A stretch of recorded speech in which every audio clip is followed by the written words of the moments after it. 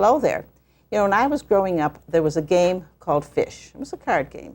And that was the last time I heard game and fish and game put together. But today we're going to hear it again because we're talking to somebody from the Fish and Game Department. Welcome. Thank you. I have with me Lieutenant Mark Crossland, who's with the State California Department of Fish and Game, right? It's the department. That's correct. Of the state. Department. That's correct. It's a State Department. And you are here, though, in San Luis Obispo. I am. I'm headquartered here in San Luis Obispo County. I'm actually a lieutenant that operates a patrol boat offshore, and we work actually between Monterey and the Channel Islands.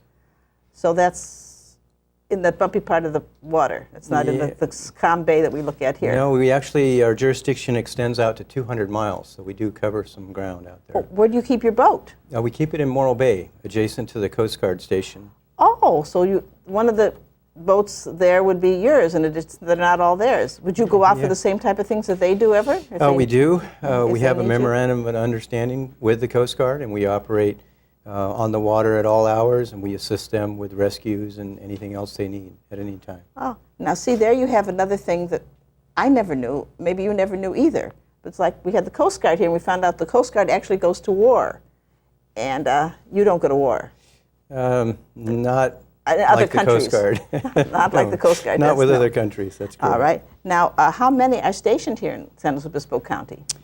Within the county proper, we have 5 field wardens currently working, and then we have 2 supervising lieutenants in that same area. Okay, field warden. Now, what is a field warden? A field warden is a state peace officer. They're entrusted to enforce really all codified law, but their primary function is to enforce laws that govern the take of our resources, pollution, and so forth. The take of your resources? That's correct. That's fish and game. That would be fish and game. Okay, now, I think fish is a fairly simple definition. It stays in water. Right. All right, if it's in the water, it's a fish. Is a clam a fish? A clam's a fish, by definition, you bet. By that definition, anything that grows in the water. Okay. Pretty much any aquatic organism would qualify, although there are invertebrates and so forth that are inland as well. So I work primarily in the marine environment, but nonetheless, any of our aquatic resources, anything that's found both offshore and in the inland environment are things that we would be entrusted with enforcing regulations and ensuring their protection. Now that's Lopez Lake too? That would include any of the reservoirs like Lopez Lake. Even though that's a county reservoir? Even though that's a county reservoir. Again, the game wardens are state peace officers, so they can pretty much go anywhere within the state of California to enforce those laws. Game warden, that's another question. What is game? Game really encompasses a number of things. I think most people traditionally think of deer, wild pig, turkey, upland game such as quail, for example. All of those animals, all those critters are part of what's considered game, and it's actually classified within the Fish and Game Code. Now, somebody said to me that game was something that you can eat. Varmints are the ones you don't eat. I mean, Fish and Game does not cover coyotes. Fish and Game covers coyotes. In fact, the department is vested with the management of all resources within California. So we're entrusted to ensure the protection of all animals, aquatic life, and so forth. Okay, then the person who gave me that definition was wrong. May have been. That, all these things are game. They're not game, and game is not something you just shoot and eat. Not necessarily, but for the most part, skunks are not game. Aha, so skunks are not. What else is with a skunk is not a game? There are a list of animals that are considered non-game. All right, so you don't regulate them. Oh, yes, we do. And that's my point. We oversee and essentially enforce provisions that govern all the animals, and both mammals, birds, and so forth throughout the state of California. All right, now what laws do you enforce? Federal and state and county, any of them? We enforce all the laws. Again, as state peace officers, we're entrusted to enforce all law. So game wardens not only are involved in, say, hunting and fishing and commercial fisheries, for example, they're also assisting other law enforcement agencies with arrests of bank robbers and convicted felons and drug dealers and the like. So we get involved in a lot of different law enforcement that I think people traditionally don't think of as game warden work. Well, there's laws, the fishing laws. There's laws set by about fishing. Where you can't fish permits. You have to get fishing permits, right? Sometimes. Well, commercially, yes. Okay, how about regular? Well, as far as the sport take's concerned, you would require, if you're 16 or older, a sport fishing license. Okay, if you're going to go out off the pier, you don't need it. Certain piers are designated public piers, and no, you would not need a license there. But in general, if you're going to fish, say, for example, Lopez Lake, or you're going to fish out in the ocean, you would need to have a sport fishing license to do that. And you would oversee that? We would oversee that. The laws would be set on it by some other entity. You don't set laws. No, we do not set laws. The laws are set by two bodies, really. One, the legislature, and enact laws via the Fish and Game Code. And then the other would be through the Fish and Game Commission, which also oversees a variety of resource-related issues throughout California. Okay, now, what is the Fish and Game Commission? That's your boss? Yeah, the Fish and Game Commission is a separate entity from the Department of Fish and Game that oversees, like I said, just a whole array of issues as it relates to wildlife, whether it be habitat, whether it be commercial fishing, sport fishing, non-game animals, the possession of wildlife in general, all governed by the Fish and Game Commission. And the Fish and Game Department is a department. Fish and Game Department is a department. It comes under the larger umbrella of the Resources Agency. But it doesn't come under the Fish and Game Commission? No, we do not. We do not operate under the Fish and Game Commission. That is pretty much an advisory board, and those members are usually picked by the governor, and they oversee a whole myriad of regulations that govern the take of fish. For example, I mentioned commercial fishing and so forth. And they're meeting several times a year to oversee these regulatory changes, and they can, in fact, enforce more stringent requirements on, say, for example, the take of commercial fish. Okay, that type of thing. Your Fish and Game Department would not decide how much fish can be taken. They would be decided by the commission. They would then say, you guys go out there and make sure it's done this way. Yeah, essentially, we're the agency that would carry out the directives, whether it be regulatory or otherwise. So, for example, if a new law was established, regarding the take of a certain species offshore, then those laws would either go through the legislature or through the Fish and Game Commission. And once those laws were established, then we would go ahead and operate or enforce those laws. Okay, so you are an employee. Are you under civil service? We are in state civil service, yes. Okay, because we did a program on civil service. If it hasn't run yet, it'll run after us. If it's run before us, you know all about it. That's why I had to ask you the question, because I just learned about it. All right. Now, so that's the Department of Fish and Game are employees of the state government. The commission, Fish and Game Commission, are political appointees. Correct. So the political appointees set the rules that you have to follow. Some of the rules that we follow are set by them. Okay. Correct. So if they've set a rule that I don't like, I don't get mad at you, is what you're saying. Yeah, unfortunately, the truth You're of it is... the one that I see. You're the one, yeah, that's exactly right. We are the ones that you see. We're the most visible members of the department, frankly. And as law enforcement officers, we don't necessarily have a say in whether it's right or wrong, or you have a question. We enforce the law. But the laws that you enforce are not as well understood by the general public as the laws of the Highway Patrol or that the sheriff enforces, because those laws everybody knows that you're not supposed to do. That's absolutely correct. And yours can change more often than the other ones. And they often do. And they often do. And it makes it that much more difficult for game wardens, for example, because they find themselves being educators most of the time, and whether it be out in the field at the time of a citation, for example, or perhaps later in court, they find that they're oftentimes explaining in great detail the reasons behind the law or why it's significant, that this particular problem occurred. Now, there's laws that say you're not supposed to dump stuff into the water. Now, if stuff is dumped into the water and you find it, your job is to stop it. Right. As game wardens, that's one of our primary responsibilities, in fact, habitat protection. Okay, now something gets dumped that's not on the list of things somebody can't dump. That nobody set a law saying you cannot dump it. Right. That you don't do anything. Well, no. Much of what we do would be based on our samples and making an analysis of the impacts of that particular material. Even though it's never been specifically designated as a no-no. It may not be, but frankly, any materials that are deleterious, that are bad for aquatic species of any kind, would be illegal to introduce into the water. Yeah, but if it's not listed, no, somebody doesn't know it. I can't oftentimes think of anything. I mean, I'm thinking, when I started asking the question, I thought to myself, well, gee whiz, if somebody dumps a container of bleach into the water, whatever you put bleach into purify water, I suppose full strength it would hurt a fish, but adding to the... Actually, bleach is very detrimental to all aquatic life, even in very minute quantities.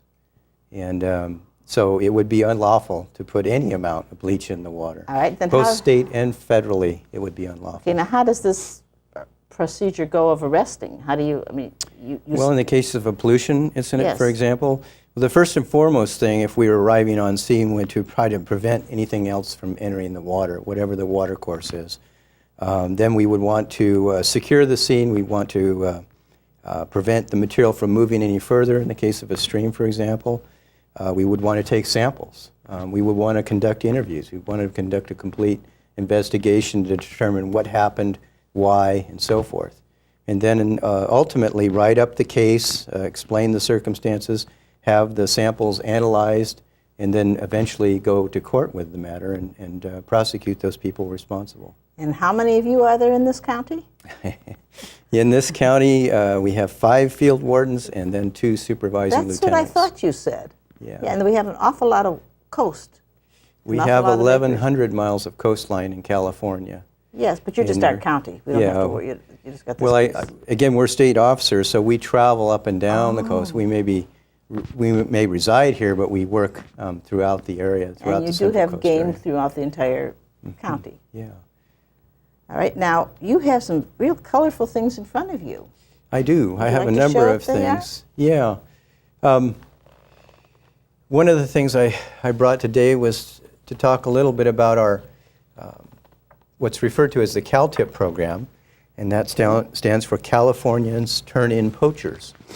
And it's a secret witness program whereby people, if they see a violation, they see someone poaching or illegally taking game, say, for example, shooting a deer at night out on a county road here, they can call us and remain anonymous, and they are subject to a reward up to $1,000 for that. Well, how do you define poaching? I mean, how does one know that it's wrong to shoot a deer on the road? Where's the sign? It would always be wrong to shoot a deer at night.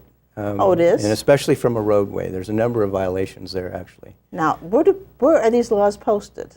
Well, these laws are available in a number of different venues, but they're found in the sport regulatory booklets that are provided at the time you go in to get your licenses, whether it be sport or hunting. Okay, we're assuming if somebody is going to get a license and do this, then they will be told. But if you've got a poacher implies he doesn't care what the law is. He's going to do it anyway.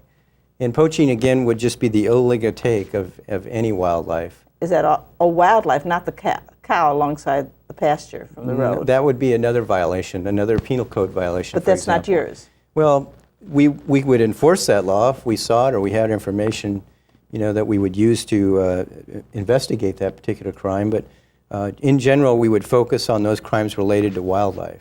Okay, so this is called what is it again? It's referred to as California Secret Witness Program.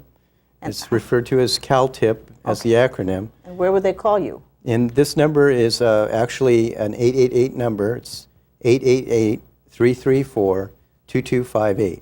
Okay, and I think this will probably appear on the screen someplace. Oh, okay. Good. In 24 hours a day, 7 days a week, there's somebody there to take a call. Okay. And relay the information regarding poaching or any illegal activity that's occurring, including pollution. So. Okay, now we're going to take a short break, let you digest that, and we'll be right back with Lieutenant Mark Crossland of the California State Department of Fish and Game. Got it. Be right back. We're back with Lieutenant Mark Crossland of California State Fish and Game. And during the break, somebody came up with a question, so we'll change the line, instead of going through all your pieces of paper, we'll ask you the questions because maybe you out there are wondering too. What does one do to keep a bird, which is under your jurisdiction, like a swallow or an owl or something, from making a nest where you don't want them to do it? Well, in the case of swallows, there's a couple of different suggestions. One, and I think it was mentioned earlier in the studio, was to put up a little decoy owl or something. Sometimes that works in some areas. But most of the time they'll use a mesh-like netting and put that in under the eaves to keep the birds from establishing a point where they can begin to build their nest. Another example, or suggestion, if you will, would be to use PAM, you know, the spray, the non-stick spray. If you spray those surfaces with PAM, it keeps the birds from being able to implant the mud and so forth to establish or start their nest. And you may need to reapply it if it rains or whatever, if that material washes off. But if you try spraying that, I think it would be pretty effective in keeping them from establishing the swallow's That's terrific. nest. Of course, on behalf of the League of Women Voters, we're not advocating any particular non-stick spray. Any old non-stick spray. But that's a very good, it sounds like the cheapest way to go. Good. Okay, what else do you have for us with all this color? I wanted to touch on a couple of things that always come up this time of year. Springtime is a pretty active time for wildlife. And we have a number of really interesting mammals in this county that are extremely active this time of year. One being the bear. And we've had a number of calls here recently about bear interactions with people, both in the campground setting and also in and around their houses, especially those folks that are living out in a rural area. So we have a website, and on our website's a whole array of information. In this particular case, I pulled this off the website, and this talks about interactions with bears and what you can do to prevent bears from getting into your garbage cans and so forth. So that's one particular thing today. The other has to do with mountain lions and keeping your distance from mountain lions and understanding what to do if you do have an interaction with a mountain lion. We have several mountain lions in this county, and I'm sure you've heard some of the more recent news accounts of lions even within downtown San Luis Obispo. Yep. So I'd really encourage people to be able to go to our website, pull down a lot of this information, and to really educate themselves about how to interact with the variety of wildlife we have in this county. Just the fact turning and running is not necessarily the best thing to do. No, and in fact, that would be the wrong thing to do. Okay, how about screaming? Screaming or loud noise, in the case of a lion, making yourself appear larger. But certainly turning and running would be the wrong approach because they will catch you No turning and very running, quickly. guys. We just don't do any turning and running. No, don't run. What else do you have for us? I brought a couple of other booklets.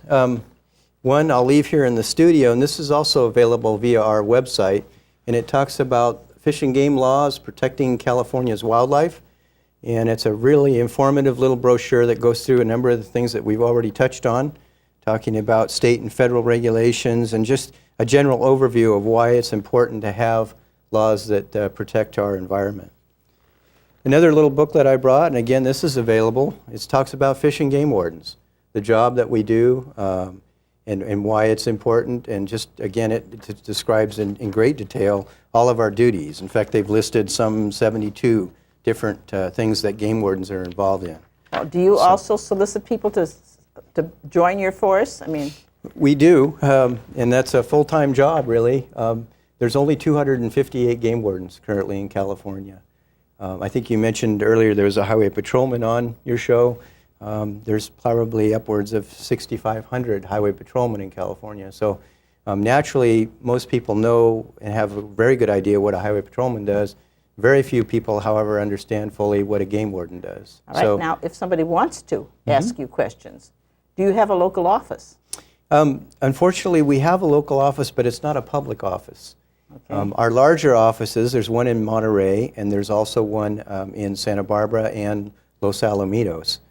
Those are larger public offices, and those would be offices people could go in and get information about licensing, ask other questions. But I would really encourage people to use our website because I think that's a really good forum, and there's just a whole array of information there that they can draw on. Okay, now you gave an 800 number for the tip line for the poachers. What about a regular phoning you up line, phoning your department in this county? We saw something horrible, absolutely horrible, had nothing to do with poaching. How would we tell you?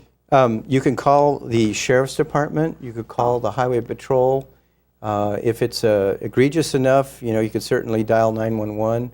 But contacting any law enforcement agency, and they would be able to put you in touch with us as well. And that's the way you would recommend that it go? It's either that, or you could contact our dispatch center up in Monterey area. I see. All right. So there's nothing really, you actually work out of the whole big area. Yeah, we work in a big area, and we are dispatched via our Monterey dispatcher. Okay. So that is 24 hours a day, 7 days a week. And I could provide that number if you like. Well, maybe we should, just in case. Okay. That number is 831-649-2810. Okay. Now, do you go to schools with your message? We do. We go to high schools, we go to elementary schools, we go to colleges and universities, and I'm involved pretty actively in trying to promote people with an interest in law enforcement, and specifically with resource law enforcement, and so we're very active with that. There's just a few of us, though, however, and so it's difficult oftentimes for us to get around to every place that we need to go. That was a very interesting expression. You used it before, resource law enforcement, which is enforcing the laws that have to do with resources. Correct, yeah. As versus laws that have to do with stealing, because poaching is stealing. Yes, it is. What are the most important issues locally that you have? I would say, from my standpoint, the most important issues have to do with our marine environment. I spend a lot of time on the water, and so we're out there enforcing the provisions that govern both the commercial and recreational take of all of our fisheries. But inland, most importantly, would be pollution issues, I believe. And if I could just interject a couple of things about that, I want to encourage people to remember not to dump things down the storm drain. Unlike our wastewater treatment, which is via our sewage system, the storm drain system is totally unprotected. So anything that ends up going in the storm drain eventually gets to our streams, our creeks, and ultimately to the ocean. So the more that we can do to encourage people not to dump things down the storm drain, the better off we'll be. Exactly. Or actually into the creeks, because they will ultimately go there too. Yeah, and we have a pretty viable steelhead run in this area with a number of our coastal creeks. And steelhead are really a sensitive species and do not react well to chlorine and some of the other things you described. So we want to do everything we can to keep things from getting into our waterways and keeping our waters clean. And what do you see is the biggest problem you're going to have in the future? The same ones that you always had? Do you think something is... Yeah, without a doubt. The population's increasing dramatically, 32 plus million people now in California. An awful lot of building going on, a lot of construction, a lot of use of our water resources. And so the more we can do to educate people about keeping our water clean, about the importance of working with and living with wildlife, understanding it, I think the better off we're going to be in this county. There's no way when somebody gets a building permit to give them some brochures about the area that they're moving into. That's not part of the real estate broker's job. Okay. It's too bad you can't get that to be part of a real estate broker's job. That recently they made it a law that you have to have a building checked to see if it's going to stand up before the next wind. Right. They didn't have that years ago. They made it a law you have to tell somebody that there's a skunk farm next door. So it's too bad you can't pass a law that they have to tell people that you're moving into an environment and this is how you're going to make it last for the rest of us. But they don't do that.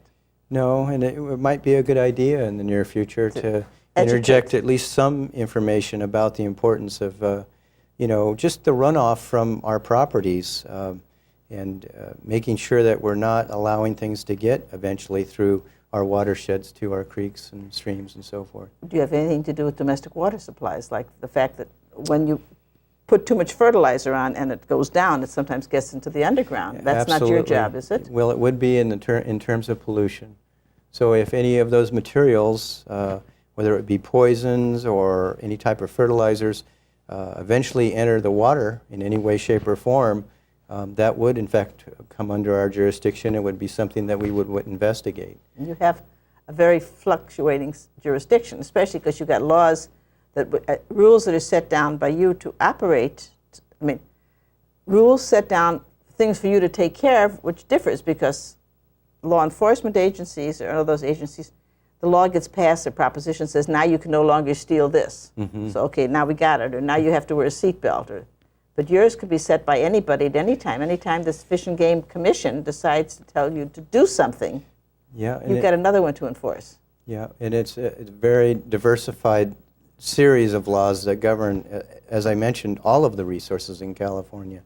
And then, of course, for the responsibility of the game wardens to understand and be able to interpret and then ultimately make decisions about all of these issues. Really requires people that are extremely sharp and able to handle an awful lot of information. Well, yes, I was going to say it's a little different. Now, you obviously have qualifications to even become a game warden, which, That's right. in addition to the law enforcement aspect qualifications that you would have to have, there must be others you probably have to have a knowledge of these things.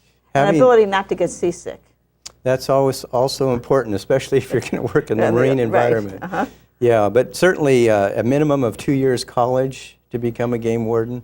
In addition, 18 units of science-related background. Okay, because you don't need that for regular law enforcement. Not in general, but you also need to be a peace officer, so you'll need to qualify and go through all the parameters that govern our state law enforcement jobs. That's what I was thinking. Now, I suppose in cases any domestic emergency of any kind, flood, famine, earthquake, you're called upon for emergency things that have not necessarily to do with pollution. Absolutely. And we would be a part of any of the networking, whether it be for a natural disaster, homeland security, all of those things would involve game wardens at some point to assist general law enforcement. Who would you work under? Which department would you work I think it would depend largely on the